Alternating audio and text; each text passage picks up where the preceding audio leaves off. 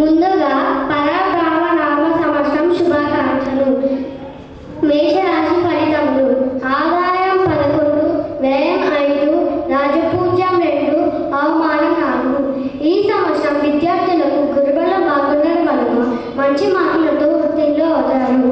జ్ఞాపకశక్తి బాగుంటుంది. వ్యవసాయదారులకు విశేషంగా కొన్ని పంటలు పండినా కొన్ని కష్టాలు ఎదుర్కొంటారు. వృషభ రాశి. ఆదాయం 5, వ్యయం 14, అవమానం 4, రాజపూజ్యం 5. ఈ సంవత్సరం ఈ రాశి వారికి శుభాశుభ ఫలితాలు ఉండరు. మనోనిశ్చిత కార్యాలు నెరవేరును. శిరస్సుని వృద్ధి చేయును. మీ తెలివితేటలు ఎత్తుగడలతో కార్యాలు నెరవేర్చుకోగలరు.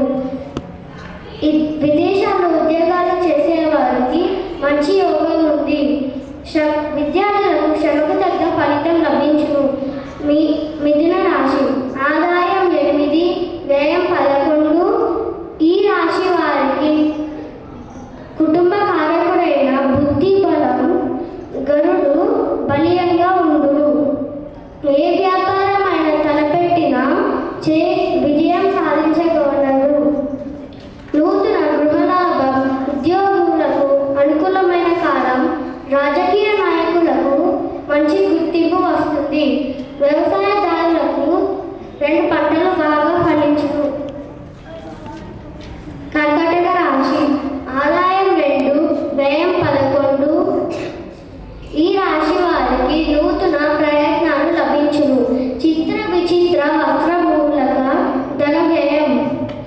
వాహన ప్రమాదాలు కావున జాగ్రత్త వహించాలి. నిరుద్యోగులకు ఉద్యోగం లభించును. కళాకారులకు మంచి కలం.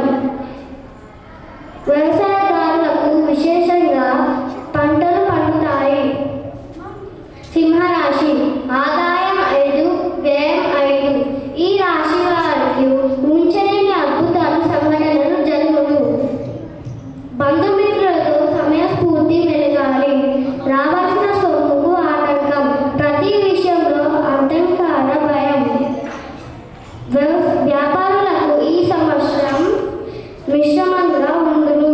విద్యార్థులకు విద్యపై శ్రద్ధ ఉండాలి. కన్య రాశి. ఆదాయం 8, వ్యయం 11, రాజపూజ్యం 3, అవమానం 3. ఈ రాశి వారికి స్త్రీ పురుషులు మిశ్రమ ఫలితము నుండును. సమయం మృదువుగా చేయుదురు. మీ ధైర్య సాహసాలే మిమ్మల్ని సమస్య నుండి కాపాడును. వ్యాపారులకు లాభం ఉండును. విదేశాల్లో ఉద్యోగాలు చేసేవారికి మంచి యోగం. విద్యార్థులు చదువుపై శ్రద్ధ ఉండాలి. స్నేహితులతో